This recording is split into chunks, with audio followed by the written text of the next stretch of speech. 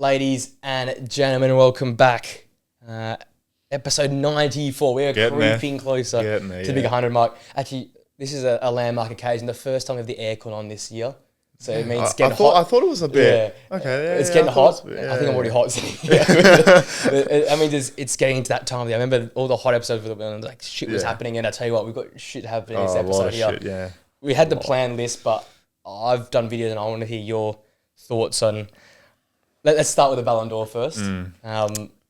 What do you had Rodri winning? I said I think Rodri. I would have Rodri winning, but it's kind of one of those where I know you just released a video on about sort of was Vinny robbed, but it was one of those I didn't really care who won it. I thought both deserved it equally.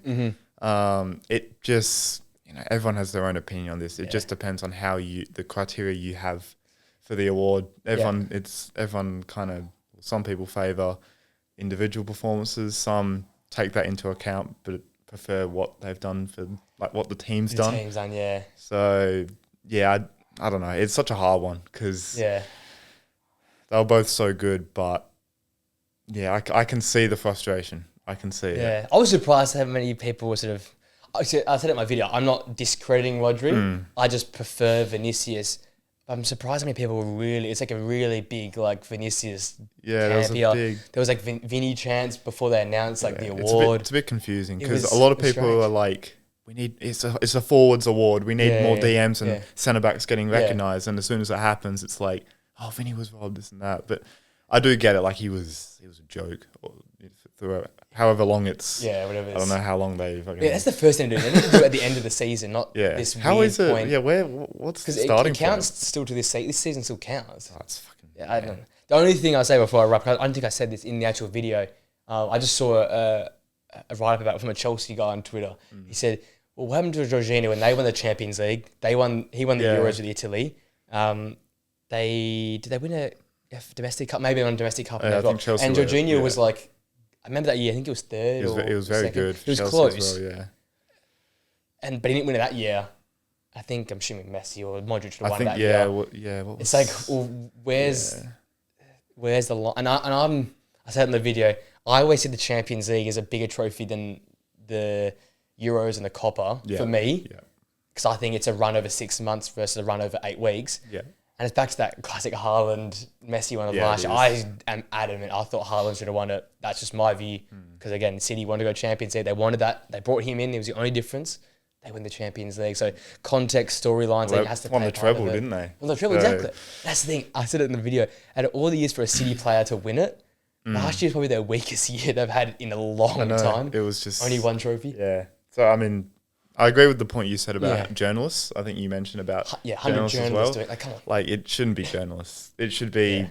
Do you think it should be players? I'd like 50 players, past like maybe 10 FIFA people, and then I guess maybe 40 journalists. So that's even, so you get a bit of everything in there, or even 30. Just 30 from each part. Because the fact that all the players are coming, mostly Real Madrid players, I'll give you that. But all you're hearing about is, the players coming out not being happy with it. It's like, it's a bit. It's very it gets more controversial every year somehow. It feels like it's getting more and more. And I sort of hint at this, but I feel like each year it is because the talent level is not. It's not clear that Messi, Ronaldo. It's not. It's like you're picking out of like a different bunch. Like I wouldn't even compare them to like the third, fourth places from a few years ago. Like I think Virgil van Dijk, if he had that 2019 season now, he walks it. That's the thing. I reckon that's the probably era. Does, yeah. I think not Rob, but he was just unfortunate he had that great Messi year. Was just a joke. That's the thing though. But he wins most other years after that year. Yeah, he probably does. Yeah, that's the thing. I was like, and I got to get clarified at how much international tournaments weigh, because obviously it weighs clearly a lot. Shit ton. Because we saw the whole thing with Messi. Yeah, and then obviously a YouTuber explained it. The only time like a different person won it was Benzema, and that was in a non-tournament year. Modric won it after Croatia went deep in the World Cup. Messi won it off the World Cup. I think that's why Haaland. I mean, if he wins it, it's gonna be ridiculous. He'd have to do probably better than what he did in the treble year. Yeah. Because Nash, in terms of he can't do anything. He can't do anything. It's impossible. But, yeah, it's literally, and they on paper they have an all right team. Yeah, Norway, but it's just there's nothing there. Do it, can they? Yeah. Funny one. It will be a debate that rages for the next 2 to 3 weeks. Do you think real quick? Do you think like Bellingham and like all the Real Madrid representatives not being there, is that a bit disrespectful to you, or are you kind of just like, oh, like whatever? I like the pettiness, gotta be honest. I really like it. I like because Perez is that guy, man. I love him. He's a king. He says we're gonna win every award other than the one we wanted, so we're not gonna show up. And apparently the rumors come out. They only found out after the El Clasico. Yeah. Because someone's lip read when I think Pedri took out someone and Vinny comes over. He said, "I don't care something about I'll win the award on Monday," and I'm like, oh, so he must have known then. So between the El Clasico and now, by the way, awful week for Real Madrid fans. I sympathise with you guys. Between now and then, obviously found out, and you know what? Yes, it is seeming a little bit disrespectful, but I'm here for the pettiness. Yeah. I guess for Dream Man City, probably they wouldn't give a shit, to be honest. I couldn't care less. Doesn't really matter, yeah. The funny thing, Roger said this is all for all of Spain, and everyone's like, there's a certain part of Spain that isn't a fan of you right now. Yeah, I agree, actually, yeah. I can't wait for the Man City Real Madrid semi-final this year in the Champions League. It's going to be hectic. Oh, that's jokes, yeah. It's going to be a big one. Well, Paul Guy's not even going to be playing, so... He better not come to Madrid because he might get he won't. There's a chance of his life if he comes to He'd be very smart to just stay in Manchester. I think stay home. Yeah. I think so. Watch it at the Etihad. They'll sort you out. There's no one there anyway. It's fine. It's that's the first big news. And the second big news, again, I did a long video on this, so I'll sit quiet. But Erik ten Hag, one of the favourite managers in the Premier League's history, obviously. Man United, we said this off air, Man United won, football world lost. So, I mean, look, I'm actually quite disappointed by it. I'm not going to lie. It's... I think every big club enjoyed playing Man United over the past sort of year. Well, not really last year. Liverpool enjoyed playing them because we didn't even beat you last year. But I enjoyed the 7-0, the 3-0 this year. Yeah. So, I'll happily take that. But from a Manchester United point of view, I think the writing was kind of on the wall. It's been coming. It was just sort of how long it was going to take, what performance would do it. And, yeah, I mean... I said to you sort of off air, I felt sorry for him at the end of that West Ham game because that was solely on the players. Yeah. I thought, first half they were good, but them forwards and Dalot, I mean, Jesus. Oh, my God. I mean... What extra is that? What can you do? Like, that's just... I mean, that is... misses the year by a mile. So, yeah. Football world lost, but it's the right decision in the end. It had to be done. 14th in the league, God knows where in the Europa League. So it's, in the pack. Yeah, Ugarte's not playing after spending 50-60 million on him. Ahmad. Yeah. When Rashford and Garnacho, I think, has been a little disappointing this year. So absolutely, I agree with you. Yeah, it's onto Amram, I guess. Onto Amram. Fingers crossed. Is he the one you would want? I'm guessing. So. Well, yeah. If those who watch the video, I did throw my rogue ones out there. I really would be a fan of Hernes or Iriola being there. That's actually the first name that came to my mouth. All Preston. Well, we said that a few weeks. I'm pretty sure when we mentioned something about Stuttgart. I'm like, because I feel like that's the most the smaller clubs like at Bournemouth. You could buy Iriola. I'm assuming they'd take the money for. He would just want out anyway. Yeah, and again, a Spanish manager. I'm a fan of the Portuguese manager. Amran alongside those two were my niche shouts. I didn't realise did they have much credit? Probably not, but I thought if they could come, I'd absolutely love it. Obviously, the Xavi conversation like that, but I didn't think he's going to coach anyone other than for Barca. He feels like Barcelona, just Barcelona itself. And even that, when you really think about it, we were quite critical at times last year as well. I don't know how that would go. And obviously, I think Zidane's come out in the past and said he doesn't want to do England because he doesn't care for English speaking. He doesn't really make the effort to learn English speaking, which is fair enough. I'll pay him that. So I think Amran's were the best in the market. Yeah. And you know what? I know Carragher came out and said it today. I think Sky Sports called him up. And he said Ineos stuffed it up, not sacking him end of last year and sort of hanging on. But I'm sort of glad we didn't because then we would end up with a two-shoe. Well, Amram wasn't available. Yeah, exactly. So, it was a two-shoe, a Pochettino or a Southgate. I'm like, I don't want any of them. You probably would have got Southgate, honestly. If we still manage to, I swear to God, if Southgate manages to get my touchline, I'll make it on the 29th of December, keep an eye on the game. If you manage it, I'll run on the pitch and punch the bloke with myself. I'll go down from the top tier and run downstairs and punch the bloke if I have to. I do not want him at my football club. But Amram, if they can do it, fair play, Ineos, you're cooking. Amram or Hernes would be, I think they'd both be really good. You need a young manager, just to deal with all They need a proper coach, not like this sort of PR merchant. Well, that's the thing. I think the PR thing is sort of it's always going to be bad because United are cooked. But I think that we sort of fixed a little bit the culture and this, that, and the other. It's just on the pitch now. Yeah, you got to fix that up and sort of manage out that can coach. So, and people that have watched Sporting and paid attention to them, they've been not just good in the league, but Champions League. They've had a really good side as well. Seen them in Champions League. They've been for 2 years now. They've been brilliant defensively as well. They're not like sort of. We'll get onto Leverkusen and Inter. They've maintained their defensive stability this year, which is very impressive considering every team in Portugal would sort of be looking at how they're playing and trying to expose them. But it's one of those. You'll eventually find a manager and they'll turn it around. Plays before I die. It will be. That was me before Klopp came in. Don't worry. A manager will come in and it'll take a while and you got to back him, but someone will turn around. If it's Amram, I hope not. But no, the league doesn't hope so. But I want him at Liverpool, so I'm not going to sit here and say he's a shit coach. He's not going to do well. I think he's a very capable manager. So, and I guess my thanks to Eric, it would be I think the club is better, despite how I think inside the club has been fixed a little bit than what Solskjaer left it, because I think it was a basket case. He's still got a lot of good youngsters there that he's developed in a way. It's four of them you can sort of keep there now. So there's a good amount of work. Yeah, at times it felt like a sidestep, but I think we sort of went that way. And obviously, instead of straight up, we sort of went like on an angle. We went a little bit away from what we wanted, but we went forward. I mean, it's a massive job. It's probably going to take a good sort of 3 years until he can, if it's Amram, to fully get his team in, because there's still a lot of deadwood at that club. This is the problem though, when you keep sacking managers, there becomes deadwood now. Yeah. Is Ugarte deadwood now? That's the thing. Like, is Onana the right keeper? Deadwood, yeah. So now, like, this is the problem. That's why I hate doing this whole sacking. That's why I really want just to see it out. But anyway, that's something to keep talking about in the future. Let's get on to the real stuff, which are the games on the weekend. We were blessed. I think you said it rightly. Post-international break, we had a lot of 1-0s and 1-1s, and you said, just wait. A lot of tired legs, and boy, did we wait. We got delivered on the weekend.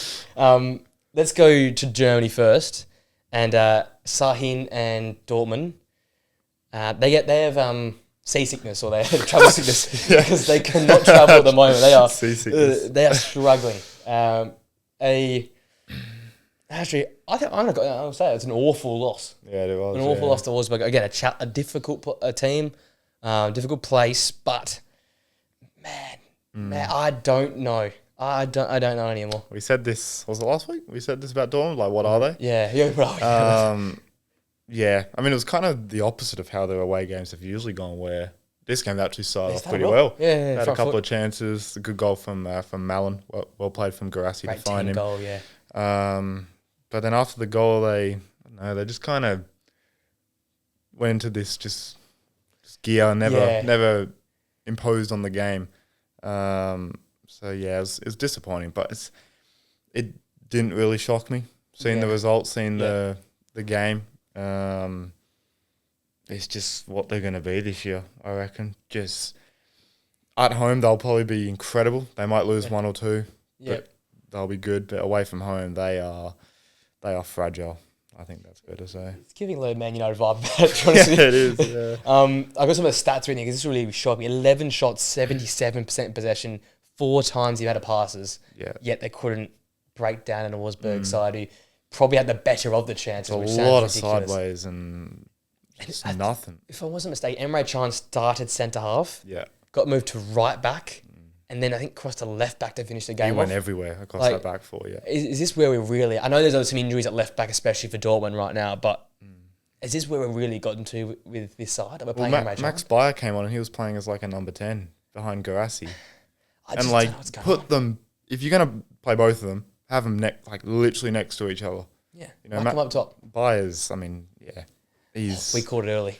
Yeah, what a shit move for him personally. For him personally, it was a shocking move. But yeah, I'm very lost at Dortmund at the minute. Very lost. It's a tough cookie to crack because it's like.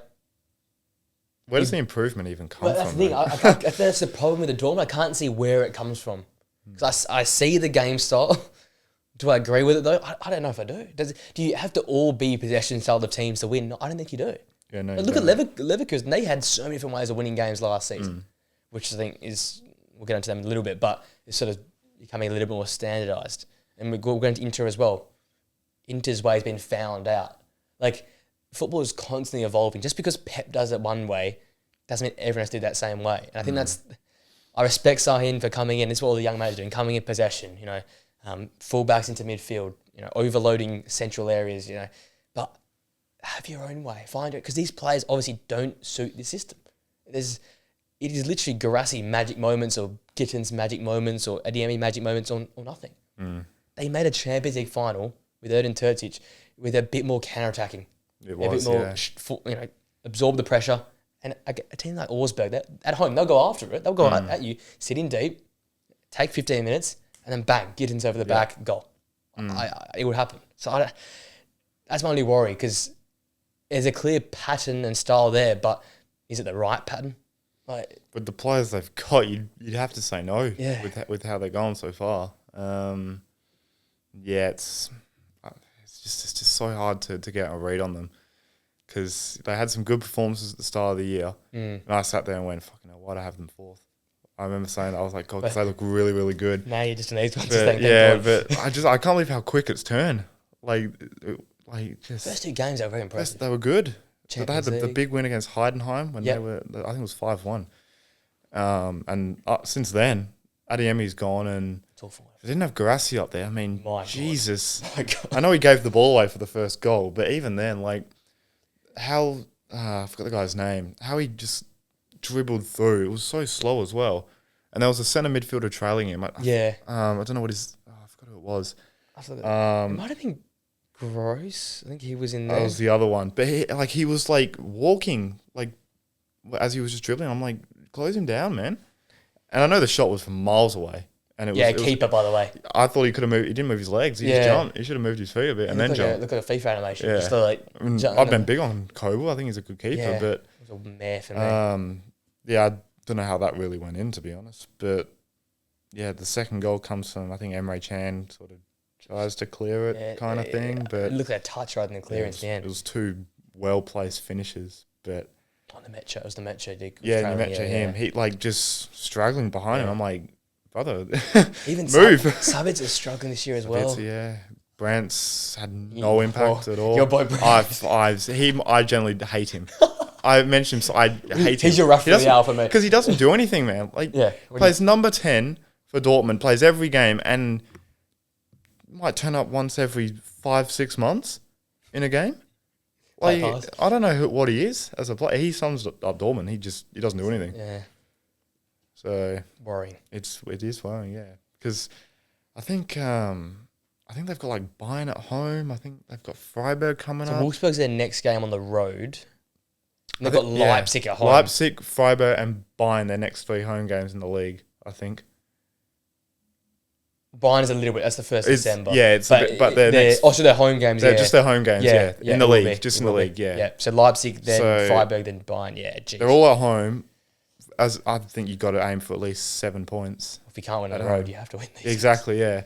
If someone wants to stay in a job, that is, Well, we'll get into something later on, but I think he's under the pump at the moment. He's like the only manager in the Bundesliga. Yeah, that's fighting for his life. Because the others are sort of in the way you'd expect them. Bundesliga is interesting at the moment. It is. The gap, they're only a couple points off, I think. So. Yeah, but I don't think it's settled yet. The table's still working itself out, so it's going to be a funny one. Yeah. And at the top, there's more drama because Leverkusen dropped more points. Fantastic start. Boniface scored. He scored the 30th minute, but the opening few moments, Dux for them. Yeah, they could have scored in the first. He had a lot of chances for them. First 20, it was all. It was all them, but then they got back in control of the game. Boniface scored. He had another chance that was saved by the keeper. Florian Wirtz was everywhere in this game yet again. He's been the best player in this team by a long way. It's not even close. It's like Wirtz, and then a bit down is probably Boniface and Xhaka maybe. One of the midfielders in there, Dux finally levelled in the 74th minute, and then literally 3 minutes later, the poor defender Agu put it in the net. Goal. Mate, top bins. United, we'll take him. We'll bring him in. We'll take him at the club. He rooped and stopped the net at the 77th minute. I thought, that's it. They'll hang on. They had on the classic Dortmund.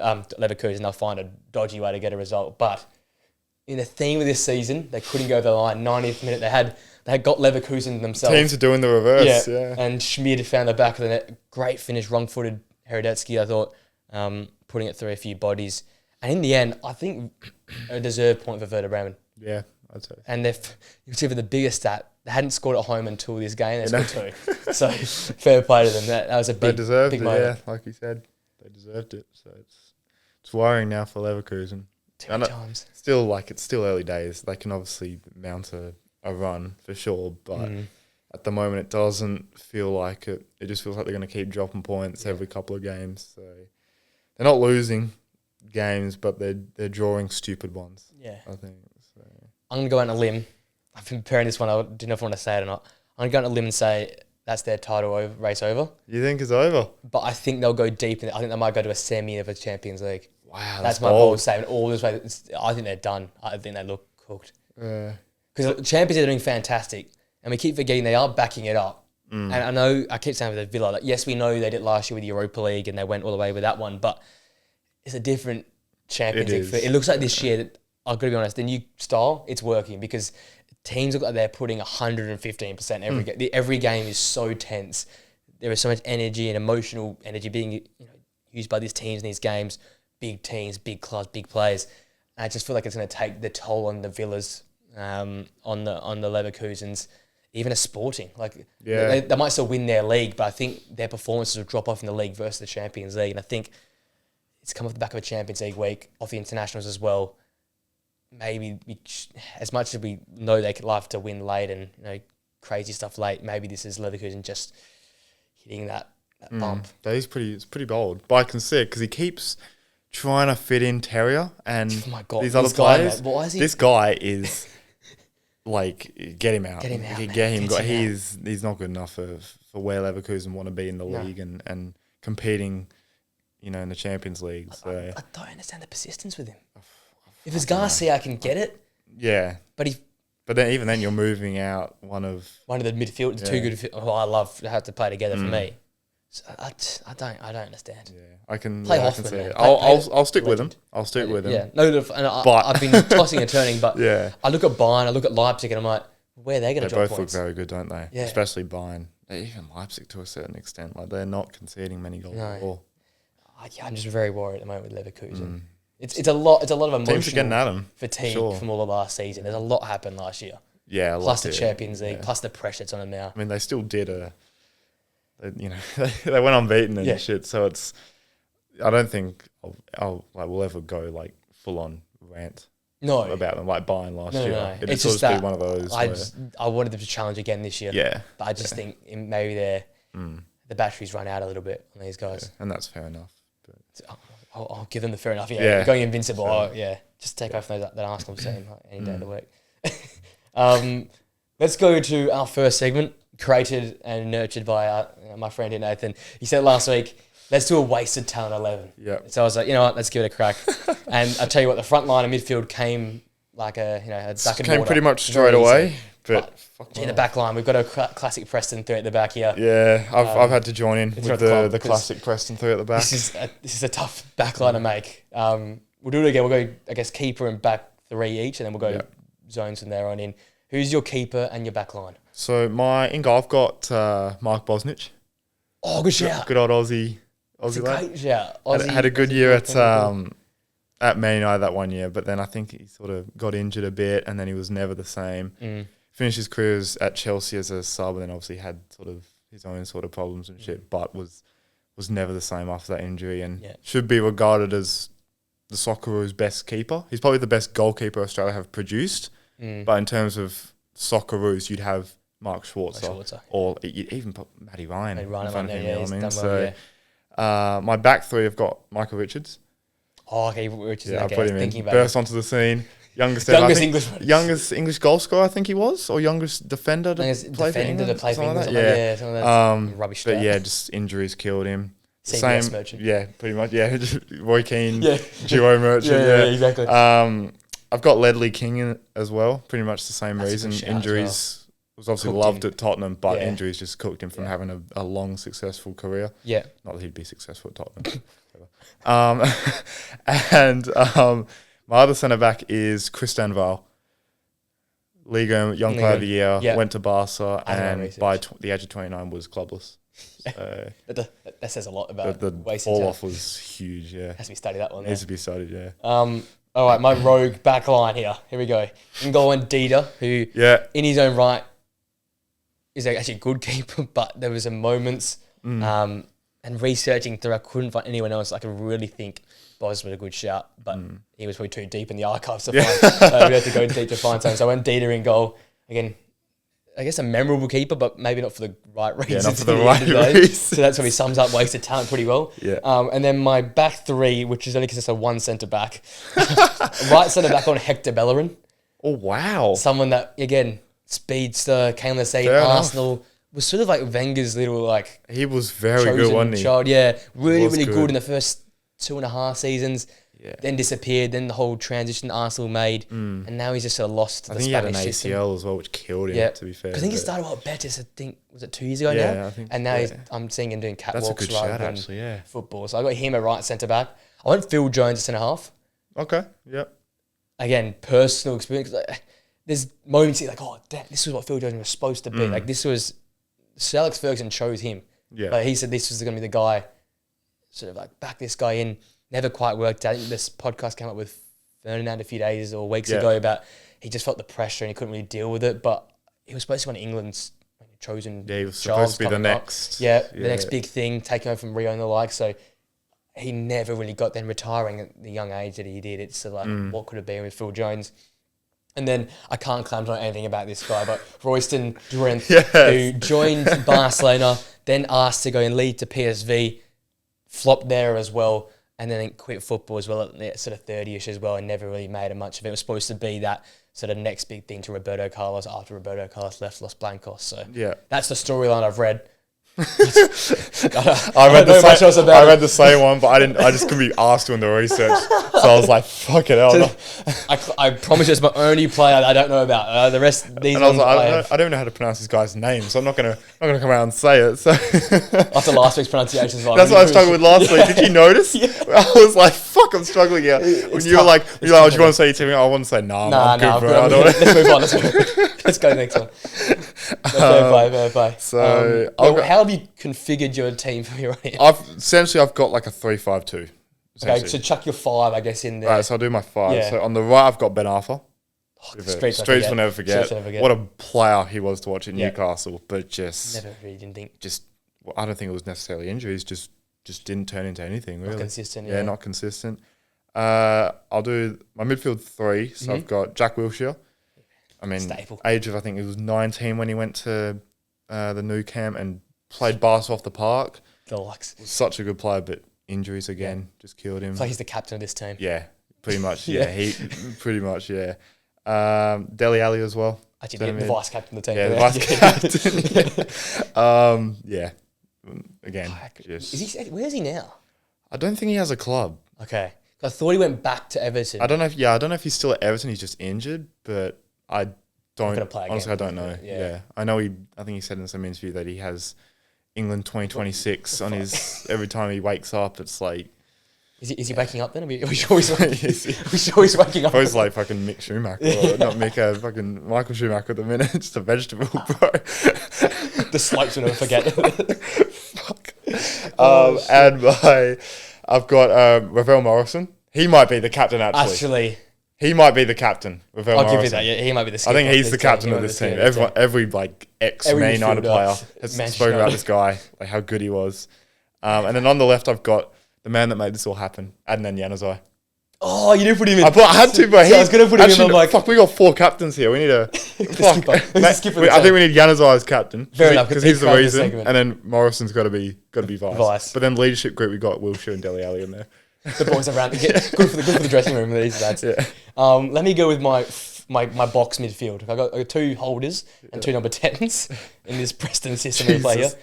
I went a few different here just to make sure we got different players. I went Renato Sanchez. Good shout. Bo was going to win the Ballon d'Or after the Euro 2016. He was supposed to be, the best player ever. Supposed to, join Real and join Ronaldo there. And, Euros, he was ridiculous. Join Pepe, Ronaldo, and Ronaldo Sanchez, the core of that Real Madrid side. Never really eventuated. Prem at Everton. Is it Swansea? Swansea. Don't know how. What happened there? Then went back to Lille. didn't really work. And the only reason he's still relevant is his FIFA cards. Yeah, where is he these days? I think he's still in France somewhere. Still in France? Just wandering about. But man, boy, you know what? He was born in France in the Euros, and he lives in France. And he lives in France. Yeah, he lived and died in France. That's a really good shout. Hard to get him in there. Really good. Obviously, Jack Wilshere next to him. Yeah. I still reckon probably he's still, these charity games he suits up, and you can tell why he wish he could still play today because his knees are just gone. Yeah. Obviously, Dele Alli at the 10. Yep. And another one I want to get in here, which is a bit of a stretch to forget, especially for us growing up. Julian Draxler at the 10. That is, I was going to put him in, but I couldn't. I had to put Januzaj in. Yeah. What a shout, yes. All the FIFA Cremo guys will know this. He was a beast. Part of that Germany squad that was really, really strong. I think he went to the World Cup in 2014. Yeah, he did, I think. And that was like his burst into the scene type moment, like his Max Bayer right now at the moment, but never really went to anything. Yeah, no. Was supposed to be the guy, again, always linked to Real. He was so good at Schalke.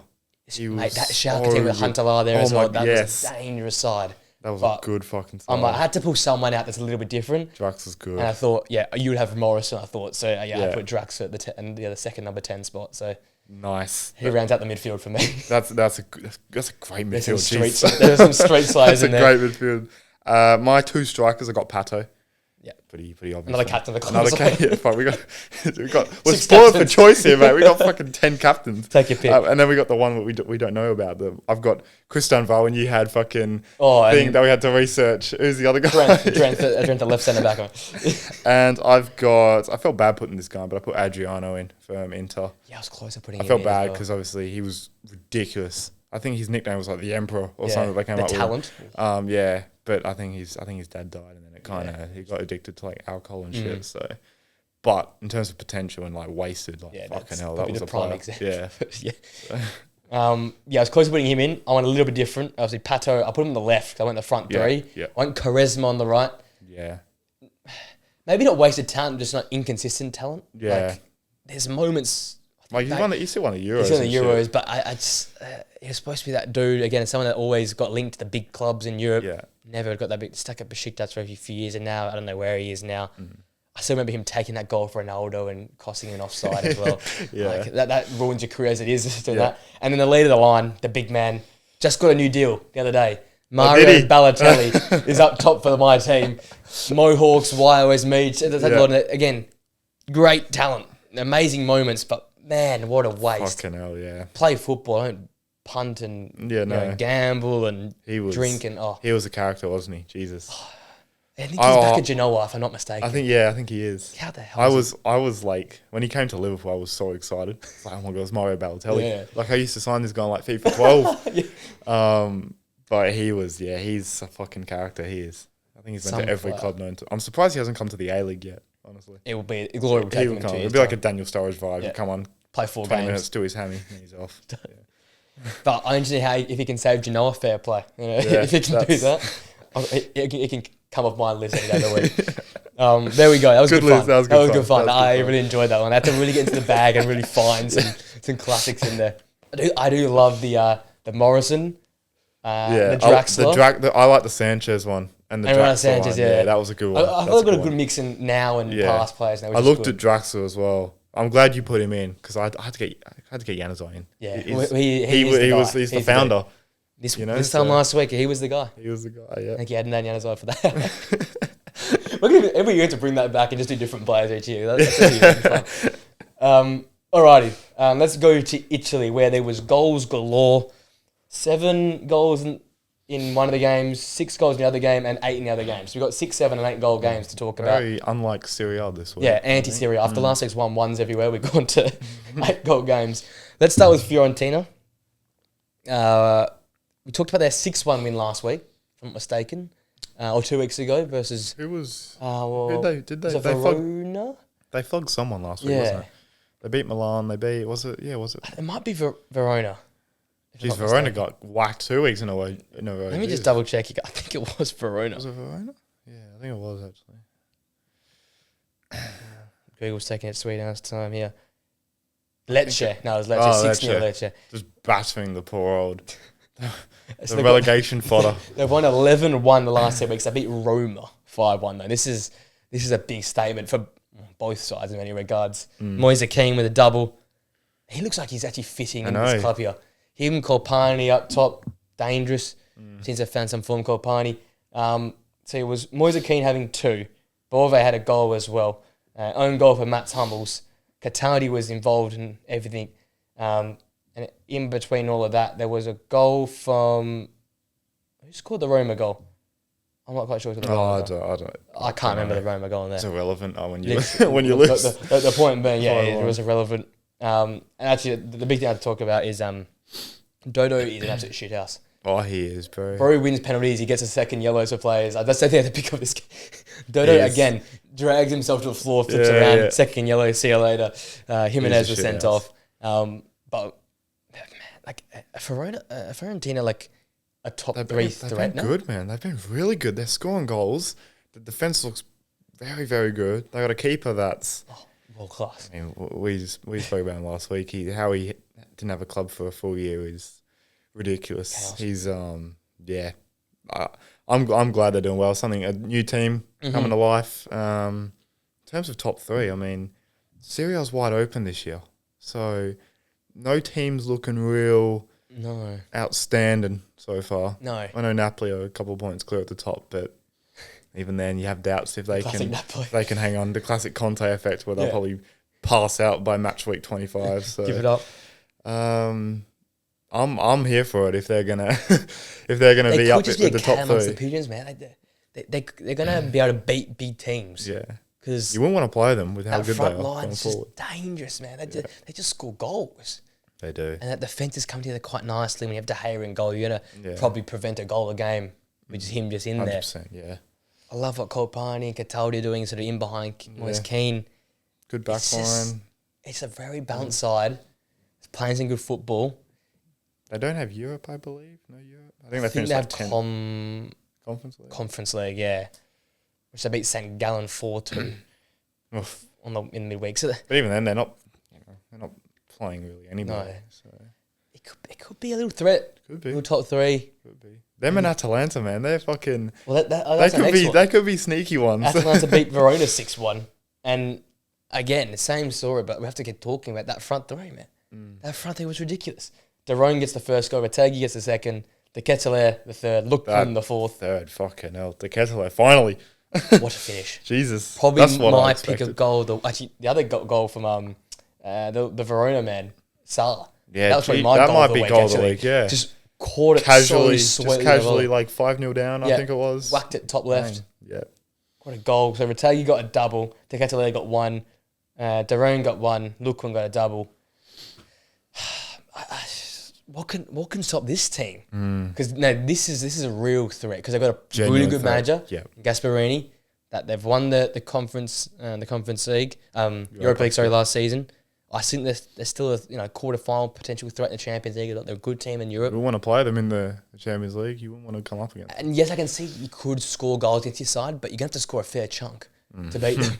Yeah. This front 3 right now, Retegui's on 12 goals, I think, in the league. So, yeah. He's from 9 or 10 games. Even Lookman's starting to play even better and better. The Ketelaere had his probably best performance of the season this game. Their midfield looks good now. They just look such a complete team at the minute. They lose Koopmeiners and fair enough, their first maybe 3 games were a bit slow. Games. But since then, I mean, they are just battering teams. Absolutely battering teams. So I think De Roon in there just does so much. He's lifted. Just balances his team so much. And Ederson doesn't have to do as much defensively. He can have a bit more of a free roam forward. Yeah. I just look at this team and I think when they get a run on, like they're in a run now, like no matter what team you play, they'll take it to any team. I think they're such a confidence-based side, especially that front 3, that on their day, man, like they could be the best front 3 in Serie A. They are. To be honest, they probably are. Because I know Lautaro and Thuram, but yeah. But I look at Juve as well. It's not consistent. Juve just got youngsters in AC Milan. Forget Roma. Just who are they? Well, I don't know who Roma are at the moment. Do you want to see? We're not even going to talk about them because what's the point? Like they're just Roma's done. I reckon they're gone. They're doing Napoli this year. They'll sack another manager. Does that prove to you that it's not the manager? It's just the players and the club is club just thing? poorly. I think they're done. Yeah. And poor Verona just got put to the sword here. This game was done in 10 minutes. There was 3 goals. I don't have. There's nothing wrong with Verona for me. Like all the goals were just outrageous. Some of the team build-ups, all little 1-2s, give and goes. Like the Kessler goal, nothing about. The Ortega goals, pure class. Same with Darun. Lookman looks like fucking prime Neymar at the minute. I mean, they are scary. You wouldn't want to come up against them in the league or Champions League. And they got a manager that he plays to their strength. And he's a winner. I feel like he just wins. He is, man. Wins games. Skamaka's not even playing. It's because of the forgotten man. Yeah, he's not going to get into this team. He'd just be a sub for the foreseeable future. Imagine subbing him on as well. Like, you're cooked. They got depth. So they got guys like Kolasinac who are rejects at Arsenal and now playing at such a high level. So good on them. Long may it continue for them and Fiorentina. Yeah, so 4 and 5, I think these two are. But they're absolutely pushing that top 3, I think. They're only like a point off Inter and 4-5 points off Napoli. So it's all pretty tight and close. Yeah, it's all relatively tight at the top there now. You touched on those two big boys, Inter and Juve. Game of the weekend. What a classic. Two teams that are supposed to be defensively orientated went and put it on a 4-4 display. I've got all the things written down. I've got a whole page of the things written down. Let me try and get through it. So, Danilo, his week was made even worse. Red card in the Champions League, and then went and gave a penalty away in the 13th minute, kicking Thuram. Really. It's one of those. We hate these ones where they're going to clear it. Yeah. The smallest bit of contact and then... Just too slow, though. You've got to be quicker than that, Danilo. It depends. Yeah. In the modern world, that's the pen these days. Yeah. Zielinski converts that quarter now into the game. Vlahovic around the back of the net. Great team goal. Cabal. Little ball to find McKennie. I think McKennie's got the most assists since some time. I saw some American website put it up. So he's starting to revive himself there. He got the assist to Vlahovic to equalise almost straight after that goal. Tim Weah added the second Juve goal, 26th minute. Bastoni being caught out by Conceição. I think that had a really good game for me. Mkhitaryan levelled up his first goal since the Milan derby last year, I think. Jesus. Making 2-2 in the 35th minute.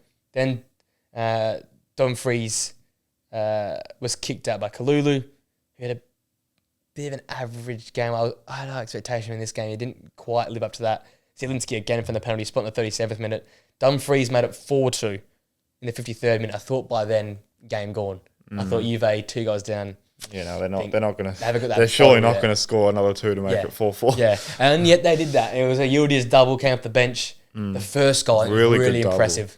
Yeah. On the break, 3-on-1 basically, nutmegged someone right into the corner, and then right at the end, the 82nd minute, Conceição's ball right to the back post, Yildiz touch, bang, finish, 4-4. Mental game. Popcorn. Mental game, man. Absolutely mental.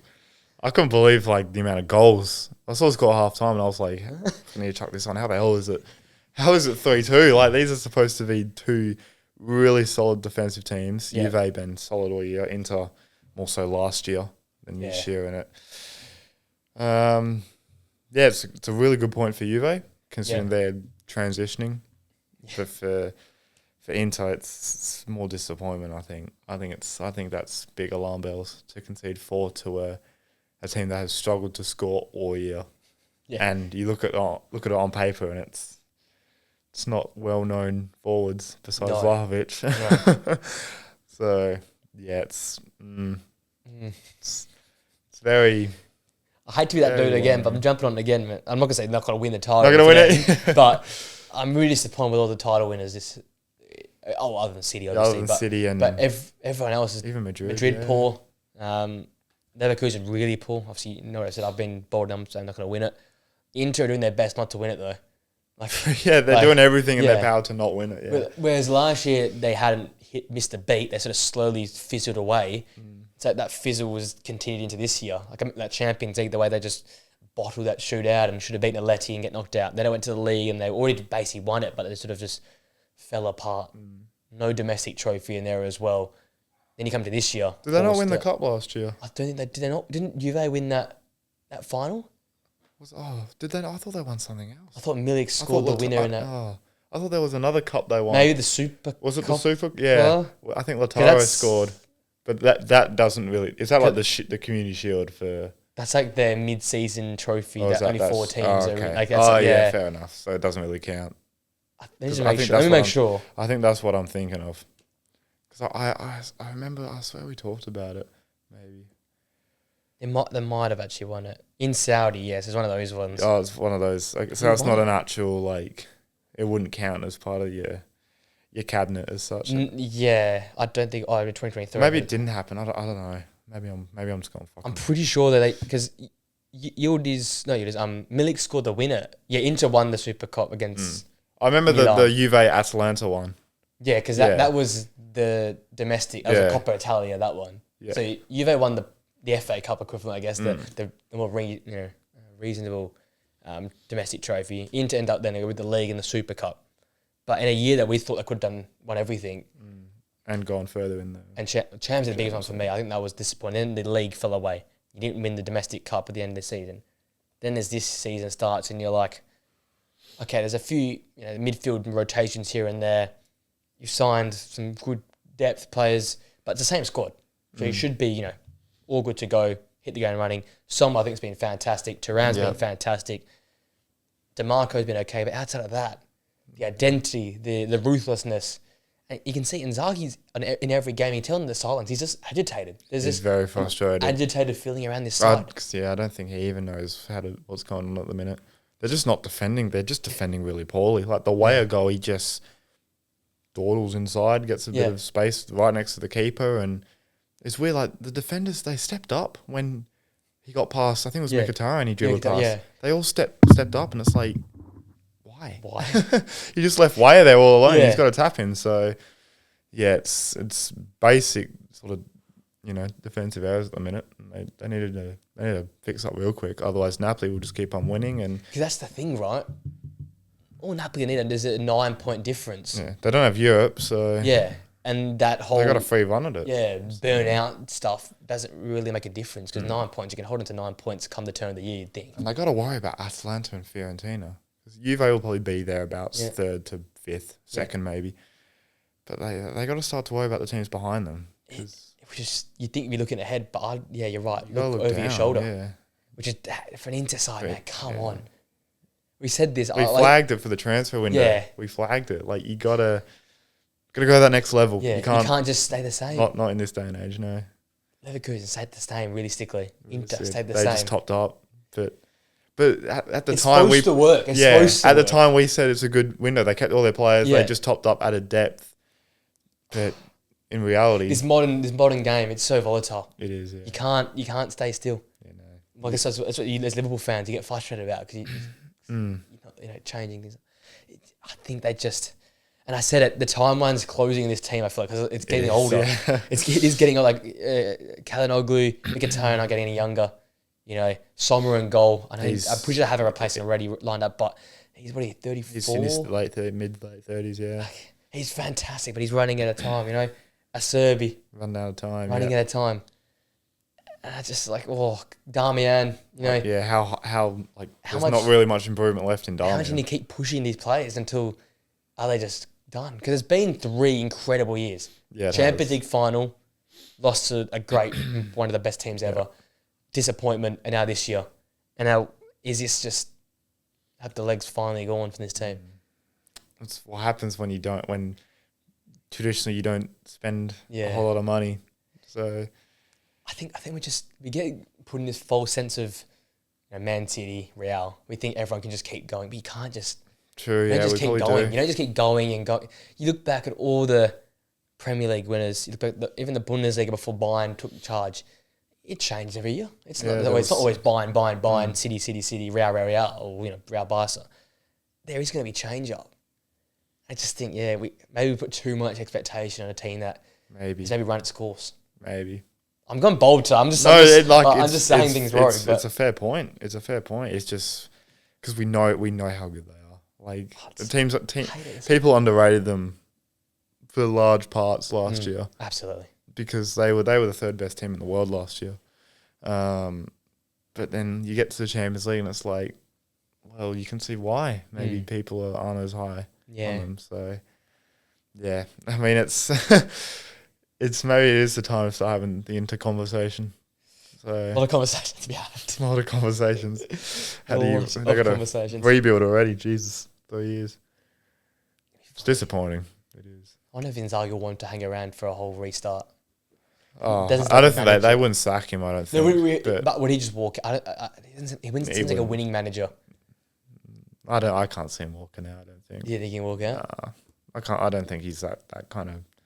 I think he's from Italy. He's made a name for himself. Yeah. As a player and coach there, I don't see why he'd move out from one of the biggest clubs in the world. Yeah. Valid reason. Before we get into the last few games, let's talk about managers. We talked a lot about managers, so jeez. Let's continue that trend. I'm so lucky this was in the spreadsheet for this week. With 5 managers under pressure and 5 managers succeeding this season. Let's start with the... Should we start with the negative or the positive? Negative. Let's be negative first. Rip the Band-Aid off first. What league do you want to go to first? Have you done different ones? I've done one for each league across the big 5. Oh, okay. I've got 4 from... And then championship. I love a bit of championship. Yeah, get some championship ball in there. Do you want to go first? I'll go first. Okay. I'll go the Premier League. Timely, because Ten Hag's gone now, so firmly now Eddie Howe. Yeah. The time is now. With Saudi ownership, with Tonali back, the money spent, the relative amount of money spent in this team, but more important, the quality of this team. Talk about sidestep. This is a big sidestep taken. You're sitting mid-table, battered by Chelsea. I mean, they didn't have much of a chance in that game, nowhere near it. Forwards like Gordon and Isaac are performing. The defensive identity is gone. Me and Flynn talked about it in depth a lot on Monday, but I think he's the next to go, and I wouldn't be surprised if it's in and around January where you can make some signings, because if they are still where they are... It's weird. They were like 5th a few weeks ago. Now they're 13th or something. That's the thing. It's inconsistent. I said it. What did I say? Inconsistent or mess, something like that. Because when they've played awful, they've actually won games. Yeah. And they've played well, they've been battered. So it's just like you're losing at home to Brighton. You go nowhere. Yes, it was 2-1 versus Chelsea, but they never deserved that result. It's like it's something new needed at Newcastle. So that's the pressure from Eddie Howe. I went Gary O'Neill at Wolves. Bit of an obvious one, but I don't think he's under pressure yet, because I think the fixture list they had at the start of the year was ridiculously hard. But when you concede, the amount of goals that they've conceded, I think it's like late 20s. I think the amount they've conceded is ridiculous. Conceded 5 to Brentford, which is poor. I think, their next run of games, they got some winnable games there. So if he doesn't start to pick up points, then I think he's definitely in the hot seat. So, yeah. Big Gaz. It's disappointing because he's a good manager. He's a likeable guy. They're playing well. They're just... But their front line's incredible. I love it. They play some good football. Yeah. Pickup of the... underrated pickup of the year. He's been Strand good. Larson. I really rate it. Yeah. I'm going to go one of the obvious ones in La Liga and Simeone. When he wins well. Yeah, leading on to what we're going to talk about in a little bit, I think it's unravelling very quick. And the fans want the front 3. Yeah. They want Alvarez, they want Sorloth, and they want Griezmann up there. Please give it to us. And it took them to be down versus Betis to finally go to that front 3. Like, just give it to us. Yeah. Let's just see what happens, man. So, yeah, he's on the shocking in the Champions League so far as well. Awful in the Champions League. Hammered by Benfica, I think it was. Benfica, and then lost to Lille. When you saw, we gave him a lot of credit last year in our managers list, and rightly so. But when you buy these players, you got to change the way you play. You spend that much money, you got to firstly play them. Would be nice, play them together, start them, and you got to play a good brand of football. And they're not doing that, and they're not winning. So. I'm going to quote the great Jamie Carragher, leave the management before the management leaves you. Maybe it's time. Maybe it's time for a fresh start there at Atleti. Maybe it's time. Another obvious one, I think, I've been sort of basic with them at the sacking ones or the pressure ones. I went Sahin at Dortmund. Yeah, he's like the only one. We talked about depth. That's the thing. Yeah, out of all I think that's the only one that's realistically under pressure. Yep. Can't win away from home. Really, as I said earlier on, the style was good, in theory, but I don't think it works for this team. Learn your team and implement your style. Play to their strengths. Yeah. Next 3 home games in the league, what I mentioned earlier. That's what I... 2 out of 3. Big. I think 2 out of 3. If you're actually a threat. Yeah. If they get sort of 4 points, I think it's massive trouble. Mm-hmm. Need to bounce back for those guys. I went very rogue with this one because I've been complimentary of this side. I've gone with Roberto De Zerbi at Marseille. Ooh. We both had him to win the league. True, Is that what Marseille would have thought, though? We want you to come in and win the league. Yeah. Yes and no. But that's our final game to wrap up for today. That Le Classique, what do they call it? Well, Le Shit is what it was. They got battered. And I haven't won since 2019 now, Marseille. And this team, yes, it is probably Prison FC, but they are very talented. Prison and just not wanted. Yeah, not wanted. But they're still a talented side. Yeah. Like, you had Rabiot in there as well. Like, he's linked to some of the biggest clubs in Europe. Was that Juve? Like, I don't know why he's fucking average though, to be honest. But you've got talent. I think you're going to have to be better. Right now, they're probably looking the fourth best team in the league. I think Lille and Monaco are looking better than them right now. You think Lille are looking better? Actually, Lille that's looking hot. Valid considering they beat Real Madrid and Atletico. But in the league, I think they beat Monaco as well on the weekend. So yeah, Monaco lost. Right now, I think they're fourth best. Yeah. And since the opening, few games, like we said last week, they're battering teams. They battered Montpellier last week, and then it's gone back to this. They've had a roller coaster of it, and they've had the most red cards, and deserve even to prove yourself, at least be the second best team. Yeah. But right now, you're not even the third best team for me. So yeah, fair enough. Pressure on Deservy. No, that's fair enough. I'll go to Championship. I went with Rob Edwards. Yeah. Sort of a cop out a bit because I know you mentioned a couple of weeks ago he's already borderline close to being sacked, but they won a few games in a row. I think you said, were they the first team to win 2 in a row? Them or Leeds, one of the two. Oh, maybe it was Leeds. Maybe it was Leeds, but they beat Watford 3-0. It was Watford. That was the Watford 3-0. And it looked like they were slowly climbing, but then they lost to Coventry. I think they lost to someone. They lost 2-1 to Sunderland at home. I think it was, and now they're third last. Yep. So, they got a home game against West Brom. If they don't win, wow, that's a big game. If they don't win, he's gone. Probably gone. Yeah. Probably Baggies gone. are flying as well. It's a damaging game. So. I like it. It's sad because that's another likable manager as well. That's a very likable manager.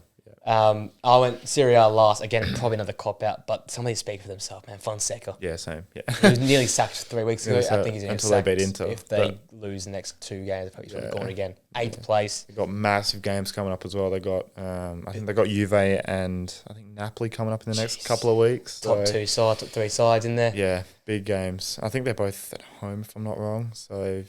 For me and for them, this is a style I don't get any. Where's their style of play? I don't know what they do. I don't know. They're just an average team, to be honest. And it's a group that it's not a great group, but there was a fair few turnover of players. Yeah, I think some progress we made. And I was a big Pioli backer. I really liked him. You had him decent in your top 10 as well. 6 or 7. To be fair, he did fucking well with his team, considering where they are. If they want to start win the Saudi Championship now, that's going to back that one up. And he's a manager that if he was on the market, I wouldn't mind seeing him at Old Trafford if he was still on the market. So for them to make that change, bring this guy in and him to be so poor, I don't get how average a side is. You have to improve the side. Yep. Pioli had them third. Yeah, he did. So, and comfortably third as well. I think in a world of their own, they're just doing their own thing. So I think that did they push... Did they push Juve last year? I think did they get second? Did they? Or did they just get third? I don't think they were close to second. There's some part of me which says they were either close to Juve or they caught up to them. Because I know Juve finished the season absolutely fucking terribly. Disastrous. They did finish second. They did finish second. 4 points clear of you in second. So what am I talking about? They're 20 points behind Inter. That's probably the point, right? But now you're probably 20 points off and you're 8 games in. So that's and Champions League as well, they've been they're done. I think they're going to the Champions League. They'll get bounced in that knockout. Yeah, they will. Playoff game. Yeah, just poor. Yeah, even their big names or so called in Leao. I hate that bloke. Even Hernandez just chopped off this year, I reckon. He's chopped off the wall. So not great. It's all gone wrong for them. Not great. Yeah, you agree with that Fonseca's shout as well? Yeah. Speaks for itself. Let's go 16. Let's go upbeat now. Premier League. Nuno ball. Nuno as well. I'm buying some Nuno ball right now. There's a couple of ones you could have chosen. There's a few in there. I was thinking Brighton manager Hertzler. Hertzler came to my mind. I was going to rave on about Areola again, but I think people were sick of me talking about him. I was close. I know you love him. Yeah. But I was thinking, he might mention him. Yeah, I thought it had to be different for once. Yeah. I was going to do Thomas Frank because of Mbremo's been fucking incredible. I was going to do Brentford as well because they've probably been really impressed. I didn't expect they'd be this good. For me, Nuno, it's their style, it's defensive, and that Milenkovic signing is going to turn out to be one of the best this season. Top 3, I reckon, signing in the Premier League. I think the best centre-back partnership outside of the big two, well, defences being you guys and Liverpool and Arsenal, they're the best centre-back partnership. Murillo, for me, was my favourites last year. Didn't really discover him until sort of, it was almost too late, like match week 30. And then once they did discover him, then he goes and wins player of the season for them 4 weeks later. I'm like, I missed out this whole year on him. Watching back some of the packages, fantastic. Put Milenkovic next to him. My God, they are good. I missed out on all of Murillo last year, I'm not going to lie. But he's a name that you don't think of, right? You think I obviously knew who he was, but I was like, okay, he's like first centre-back. Yeah. He's all right. He's been in ridiculous. I wouldn't mind him going to a big club. Yeah. He'd be really good. Got a bit of character about him as well. Yeah, I like him. And it plays it as T. Sit in, counter-attack. Alanga, Chris Wood. Oh my God. This guy. He's insane. Ballon d'Or. There's some mad stats on Chris Wood which are so impressive. I don't know the actual facts, but like in terms of goals, like he's outscored I think like Saka and like all these guys. Oh no, since Nuno's joined, he's just behind Haaland. Is that the stat? Yeah, I think that's the stat. He scored like since Nuno's joined, he's only Haaland scored more goals, which is crazy. He's a form player. He just needed a manager just to put faith in. I feel like Nuno's fair play to him. And that team is they're so good to watch on the attack. Gibbs White, I'd love him. I'd love him as that number 10. I don't know if you watched the Monday pod, but I raised a question to Flynn. I'd rather Anderson right now at the 10. Really? Yeah, because Anderson's played the last few games because of I think the suspension or injury of Gibbs White. Yeah. And I ain't moving Anderson for the 10. So unless Gibbs White wants to play on the left. I fucking love Gibbs White to be I love him as well, but Elliot Anderson's a talent. Newcastle fans have been in the comments saying they're so sad that they're selling for FFP. Yeah, I've seen that, yeah. I think they've got a lot of problems. Awoni coming back as well. They've got depth. All of a sudden, they look like a Europa League team. All of a sudden, they could be a sneaky, yeah. So definitely that's I was thinking Silva as well. I think they've still been... It's just funny because it's up and down. They're the definition of 10th place. When you want to give them credit, they go and lose or have a shit game against like Ipswich, and it's like, that's fallen. Pick the first win because they're going to win 2 more after that. Yeah. Then they'll lose 2 more after that. They just go win 3, lose 2. Yep. Where should I go next? Let's go to the Serie A. Yep. Raffaele Palladino, the Fiorentina manager. Yeah, nice. We talked about Fiorentina. I think they could push the top 3, top 4. Came in this season's revolutionised that squad. Got Moise Kean firing. First manager to ever do that. So that's a tick in your box for me. Yeah. And I love as we sort of said earlier, I love watching them play. So I'm going to back him in as my succeeding manager. I like that. I went Conte. That's the guy. More so for sort of everything that happened at Napoli, the whole Kvaratskhelia situation, will he stay, will he go? The Osimhen situation, which dragged on for like a good sort of 12 months. Yeah. Maybe even longer. Even longer, yeah. And then the smart signings of Neres coming in. I think he's been unbelievable off the bench. Really good. Unlucky to not be starting, to be honest. McTominay and Gilmour slotted in nicely, particularly McTominay. And defensively really good. Is it sustainable? We'll see. But you got to... ever since we hammered them, match week 1, it was us. It was all us. We saw that shit. The night and day from the Verona game. My God. Tell you what, that Parma result might come back and that might be the moment they won the league. Maybe. That bloody Suzuki masterclass he put in to give the red card away, and they just crazy comeback. All right, I'm gonna stay with that sort of smaller club succeeding vibe and go Bo Svensson, Union Berlin. He also came in this season after they sacked the last manager. Defensive masterclass, 4th place, and looking like the 4th best team in the Bundesliga this season. I can't see Stuttgart catching up. Dortmund right now don't give me much hope, so I'm really backing them in. I'm buying in on them being a top 4 sides. I got him as I had him as well. Speaks for playing really well. Had a big result against Dortmund, so they can compete with the big boys. So hopefully they can stay there, which would be nice.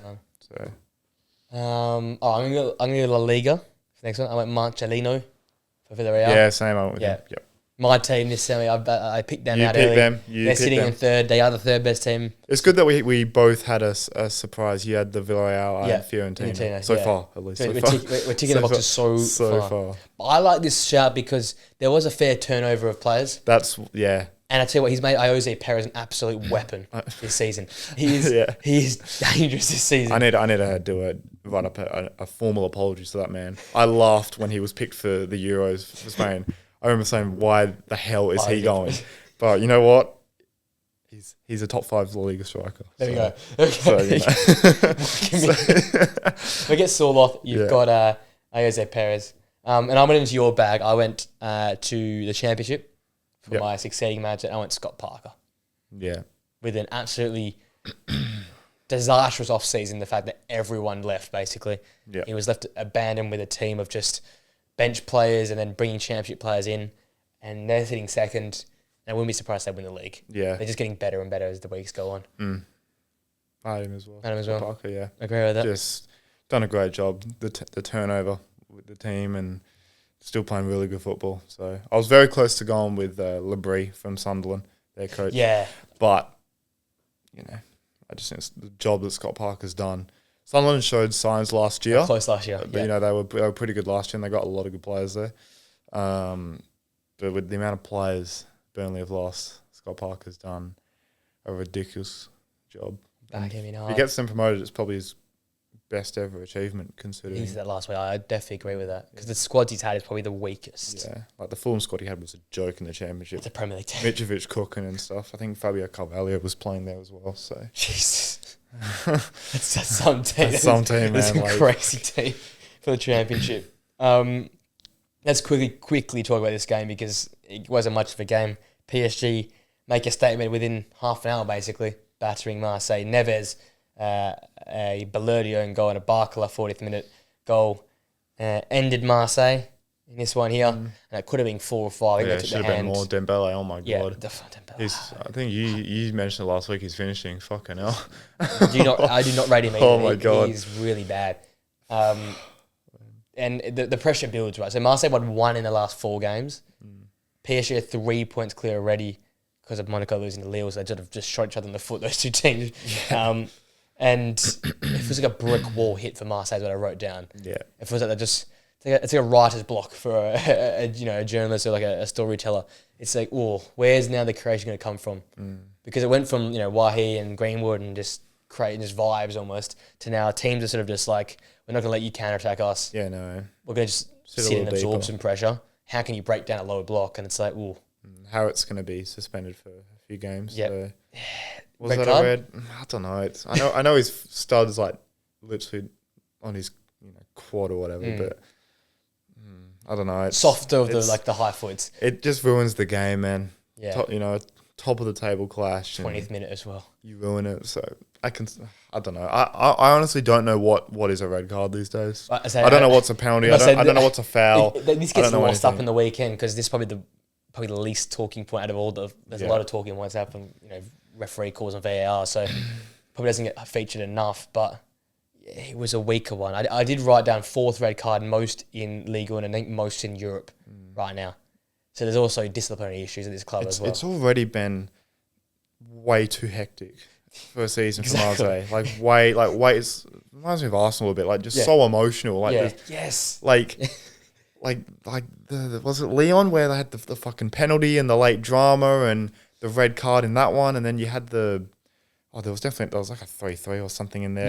Yeah, I think 2-2. Like a 2-2. Like there's been like 3/4 of their games have been ridiculous. Like, and it just, I can't imagine the players. Like, just mentally, just fucking already, it's draining. I'm drained. I'm drained. I'd watch 3-minute highlights. Yeah. We're get to watch the full games here. It's not even on TV in Australia. Like the Serie A ones, I watch the extended highlights. Yeah. Liga, I just watch the little highlights, and I'm watching Marseille games. I'm like, Jesus. Say what, it is a banker for a red card in the league. Oh yeah, it is an absolute. What was it? 4 red cards? You said 4 red cards. I'm pretty on most in Europe right now. That's outrageous.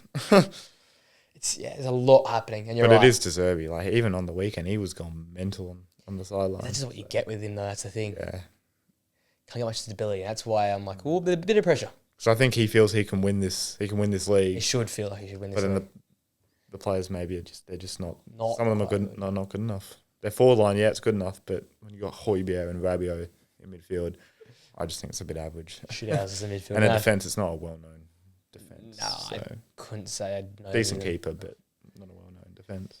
I agree with that.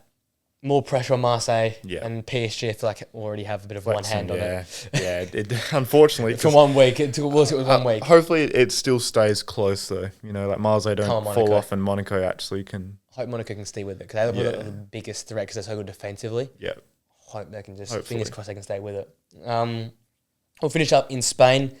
We'll talk first about the undercard with Betis beating Atleti 1-0. An own goal. Abdi's cross-hitting Jimenez. Finally back in the 4th minute. But this was a masterclass from... masterclass. What's the guy's name? Oh, gosh. Mancini? Mancini. Yes, yeah. Mancini. First win against Atleti since 2019. 24 shots to 10. Betis outshot Atleti. That's shocking, isn't it? 18 points for Betis. They move up to 6th, I believe, and Atleti on 20 points. So 2-point differential in two sides. It is Atleti's first loss, but when you put into context Europe and the performances they've had this season, that's why I have Simeone as the man under pressure. They've had 5 draws as well. Yeah. It's just not good. So, yeah, it's not. It's shocking football, to be honest. He's not playing the front three together. They're just so defensive and reactive, and it's just very disappointing considering the money they've spent and the players they have. It's very disappointing. Could be gone. Could be gone. That's the thing. That's why I wasn't going to put him because I don't think he's under pressure. I don't think the board will ever sack him. Yes, I think he has to have the bollocks to say, I'm not good enough for this job anymore and leave. He would. It has to take him walking out or the fans literally like parading outside. Yeah. Saying, get this guy on. They're getting frustrated with this whole front three thing. They're begging for it. I'm seeing it all over the comment sections of these posts and Atleti's page and stuff. I just can't see him being sacked because he is literally Atletico Madrid. Well, since we've grown up, that's all I've known. Yeah. Him as Atletico. So, I don't know what they do. I just can't see them sacking him. But with the players they've got, he just does not suit them whatsoever. See, I can't see them sacking, but I can't see them improving either. Yeah, agreed. I do not see a way they fix this up. Because then they bring Correa off the bench. I'm like, oh my God, they've got Correa as well. How many average players have you got in this team? Or or good players that aren't working together?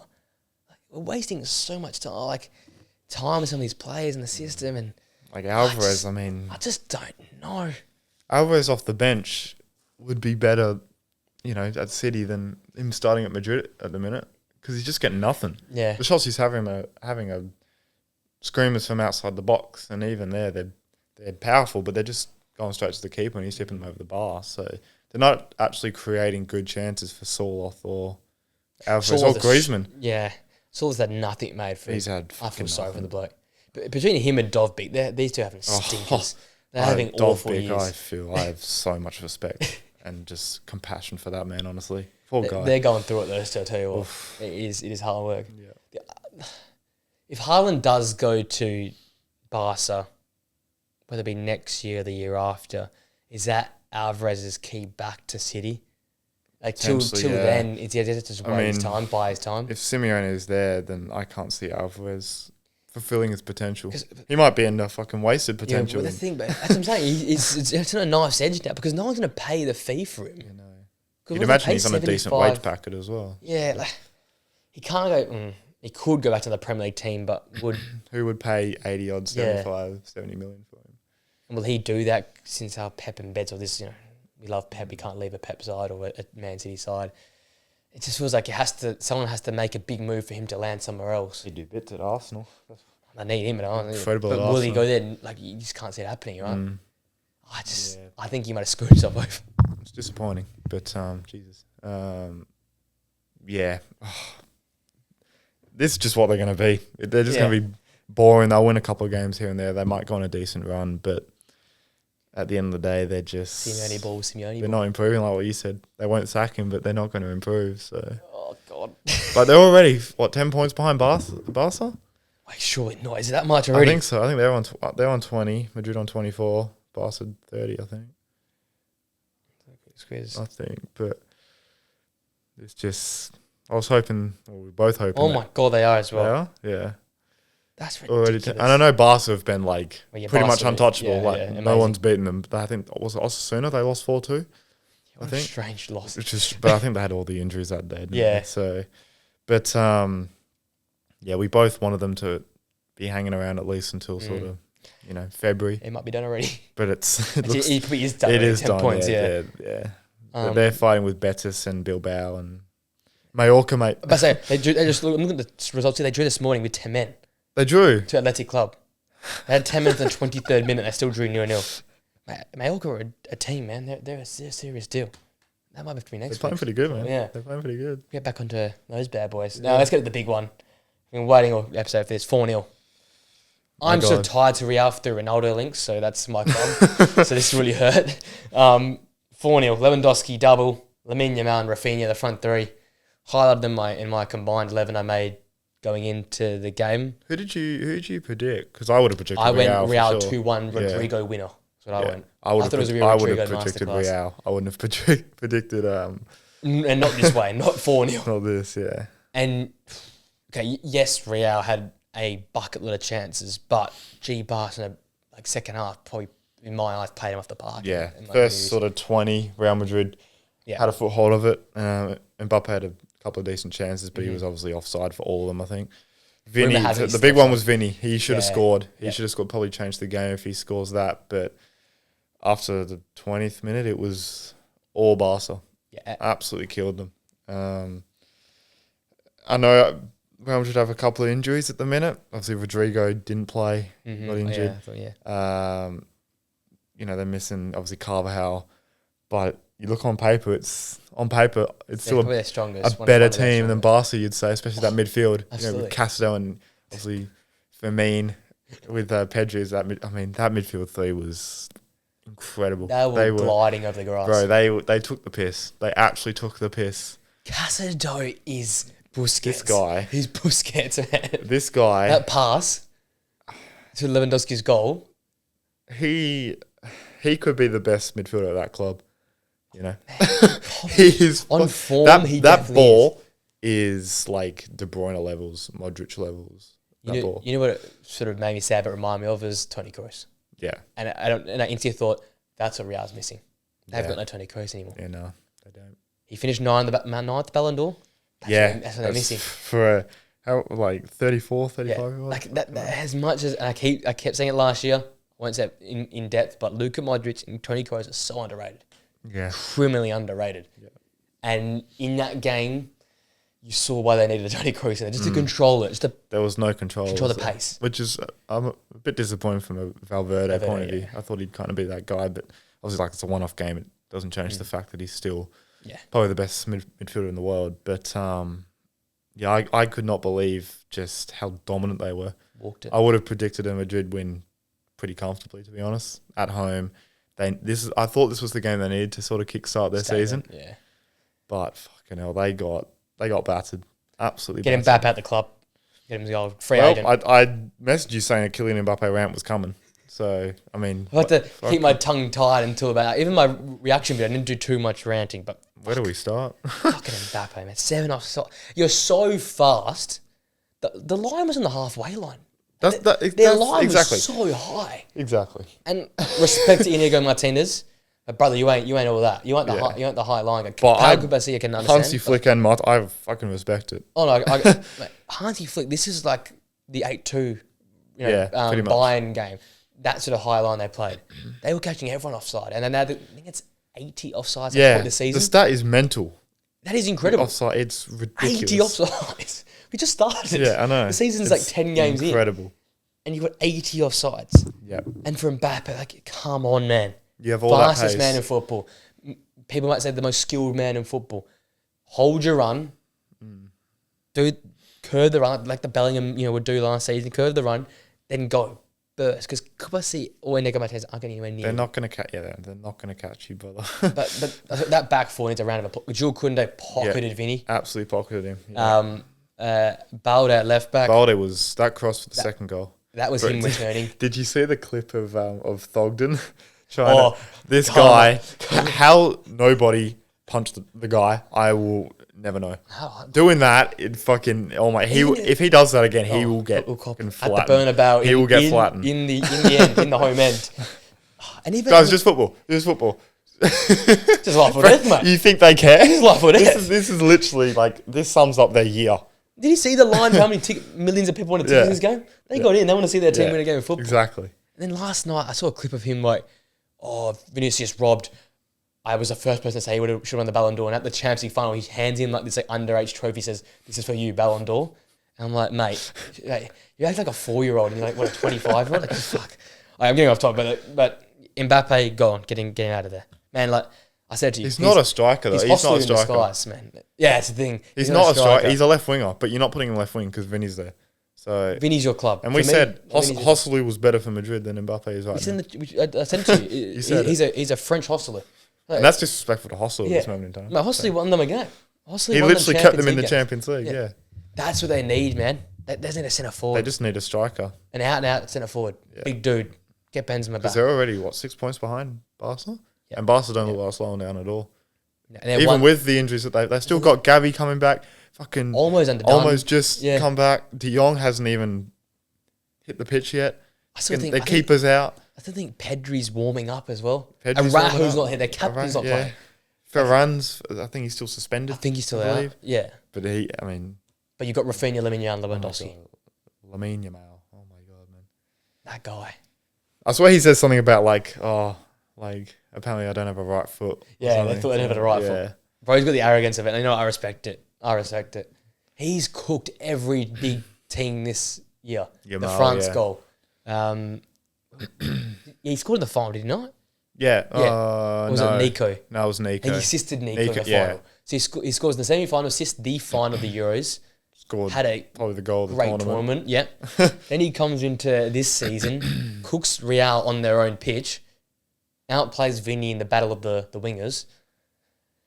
Going about this season, improve his game tenfold now. And product. Last year was goals for me. This year, the amount of assists. Yeah. That out to the foot assist to Rafinha at Villarreal, little out to the foot pass. Like, come on, man. This guy's just... He's on a different level, Yamal. So he's and he's only 17. So fucking hell. I'm doing my life. They've probably got, along with Pep, like the best manager in terms of not going to overplay him. No. We'll rest him when he needs it. Yeah. But right now, why would you rest him? The guy's like living on a different planet. Yeah. Like he's a class above 99.9% of footballers at the minute. Is he like the best player in the world? That's the Ballon d'Or next year gets interesting, man. Really interesting. He could win it. He could easily win. Haaland started on fire and he's just halted all of a sudden. Yeah. So that he starts to grow enjoy the pack. No. Mbappe's nowhere near it. Vinny could come back for it. I think they're going to have to give it to Vinny. But Yamal could be the one, man. That really hurt Real fans if Yamal wins. But Yamal right now, in terms of currently playing the game, it's got to be him or Musiala as the best player in football right now. Musiala? And I'm a Verts guy, but have you seen some of Musiala's doing right now? I have, yeah. In terms of, as of the 29th of October, those two are probably the best players on the planet right now. Yeah. Maybe Saka. Along with Cole Palmer. Or Cole Palmer, Saka or Cole Palmer. So add those four in there in the mix. Right now, the best player. Obviously, across the season, they're probably not consistent enough, most of them, but those four right there. Yeah. Man, different. Literally all different right wingers as well. Yeah. 3 of the 4 right wing. Yeah. Tell you what, when it comes to right wingers, we are going to... We are... Stuffed. That's going to be the hardest list. We're going to have like fucking Mo Salah at like 6th, 7th. That's the thing. You feel wrong putting players like that is wrong. Yeah. He but right now, it's just the way it is. Right now, brother, Lamine Yamal's like... Well, Lamine right now for me is number 1. Like if it was to sit here today, he's probably number 1. Fucking... Elise's cooking at Bayern as well. You got Saka, you got Lamine, you got... Salah, you got Elise. Would you classify Rafinha? Probably not, but I'm playing as number 10. But as a number 10, sort of on the left, maybe. Yeah. I mean, there's definitely more we're not thinking of, but it's just a joke. Savio? Leroy Sané might not make it. To be fair, he's got a banger. He's got a banger. Straight to never forget Leroy Sané and Serge Gnabry in those lists. And Kingsley Coman. Straight to never forget those 3 banking in the list. Man. I don't have much else to say. I did that reaction about it, but it's more shock for me. I just couldn't believe how another bulk. I'm just going out to. I'm in a bit of a mood. I think they got to Bellingham up top again as a false 9. Yeah, that's where I stand at the moment. If Carlo has got the bollocks, which he definitely does, I won't be surprised next game. Bellingham, the false 9. It wouldn't shock me if he benches him. And Mbappe comes the offside themselves are just. But it's just poor. You can't be doing that, man. That looks like more like Richarlison rather than Nunes rather than literally he was Darwin Nunes. Yeah, it's just like just hold the run, man. Fastest man in football. And even Nunes, at least you can sit back and go, you know what, the guy's he's just a dumb fuck. Like most of the time. Yeah, the way he walks around, you can just thought Mbappe, with the games he's played, with everything that he's won, I thought he'd be a little bit more, like, just small. Like, even like the gap he had between both, they were massive gaps. So just massive hole. Hansi Flick gave him the answer. He said, "We're going to play a high line. We don't care what you're going to do." And it worked. They backed themselves, and that's why Hansi Flick. Wow. Yeah, shout out to those centre backs. There's not many better managers out there. Maybe only Guardiola. Wait till that list. That list is in a few weeks. So it's coming closer and closer as the weeks go on. It's going to be hard. It's going to be a tough list. There's a lot of good managers. I don't know if Hernes is making the list this year, man. It feels wrong leaving him out because he's still doing a good job at Stuttgart. Yeah, just a lot of good managers right now. Even Michel, like he's still obviously a good manager. And hint, if Amron's United, he's number one for me. He'll be Fuck that. Amron number one. Amron balls will be cooking, mate. Just wait. Honestly, he genuinely is. If he can get top four for us, that is number one. He's in the conversation for top 10, Amron, for sure. Right now, I think he has to be the way they're playing. Yeah. Even Peter Bosch at PSV, cooking as well. I think they're top 6 in Champions League sporting. Yeah, they are. I think they are 6 in that like elite level. But obviously they're drawing with a bunch of teams. So you have to wait and see. Yeah. There we go. Massive episode. We've somehow kept. We didn't even recap the Champions League. No, we didn't either. England teams are all on top, aren't they? Yeah, they're all on top. Villa are flying. Atletico Milan look shocking. Leipzig haven't even won a game yet. They've lost all 3, I believe. Let's have a look at this table here. I'll wrap up with the table. Villa top, Liverpool second. Man, how funny is that? Doesn't help my whole case about the Prem being a bit average. So those 3 on top. Monaco in 4th. Brest doing well, yeah. in 5th. Leverkusen in 6th. Inter 7th. Sporting 8th. The teams I've rinsed are all doing well. That's hilarious. Arsenal 9th. Come on, Arsenal. Keep dropping points, Chief. Barcelona in 10th. On 6 points. That one loss hurts them. Same as Real 12th. Dortmund 11th. Yeah. Juve 14th. Go towards the bottom. Slovan Bratislava, the made-up team, in 36th. Young Boys in 35th. Bayern only on 3 points. You'd expect them to. They'll fix up, but they should. It's just surprising the champion to be where they are because they're going to get that win versus Slovan Bratislava. I think it was. I remember they were down 1-0 or they were like 1-1. Was that Dynamo? The Dynamo. So there was 1-1, and they ended up winning 9, whatever it was. 9-2, I think it was. They were equal. With At least they got a good goal difference. I think. Yeah. Celtic in 20th. PSG. Stuttgart got a massive win. Good on them. Atalanta just climbing up in 5. Yeah. They're unbeaten in the Champions League. There you go. A lot to be excited about. It's starting to take shape, but I'm going on this format. It's going on me, but I think we should just cut the 2 games away because the more injuries are going to happen. Yeah. I think the 6 games, but a league. I don't mind a league table. Yep. I'm a fan of that. Agree. There we go. That's football solved. We've solved all the problems this week. So what we've learned is Leverkusen not winning the title. Neither are Inter. Hey. I'm still back in Leverkusen. Amron's the best manager in the world. Yep. And drop Mbappe. And drop Mbappe, yeah. There you go. There's 1 hour and a half headlines highlighted in 5 seconds for you there. Is Preston going crazy? Yes, he is. He's getting tired this time of the year. Thanks for joining us, guys. Thank you for coming on. All good. Another great week. We'll be back next week. There'll be more drama again next week. Yeah. Probably not as to the level this week, but not to the level, but it'll be close. I don't know if there's any good games on. We utilised a lot of good games one weekend. Yeah, I think we did. Football does that, doesn't it, to you? But there'll be a shock result, and no doubt. They all will beat someone. Yeah, so we'll be back Leverkusen will probably drop more points to Bochum. Crisis, Golbish crisis. We'll have to wait and see. 5 stars, Spotify, 5-star podcast. Like, comment, subscribe. If you're still here, it's maybe starting to move to Wednesday. I think it might be Wednesday night this one because it's a big one, so we get it early in the week. So, but let me know in the comment section if you enjoy Wednesday nights. We'll move it forward to Wednesday nights and releases. Yep. Thank you for joining us, guys. We'll see you next week.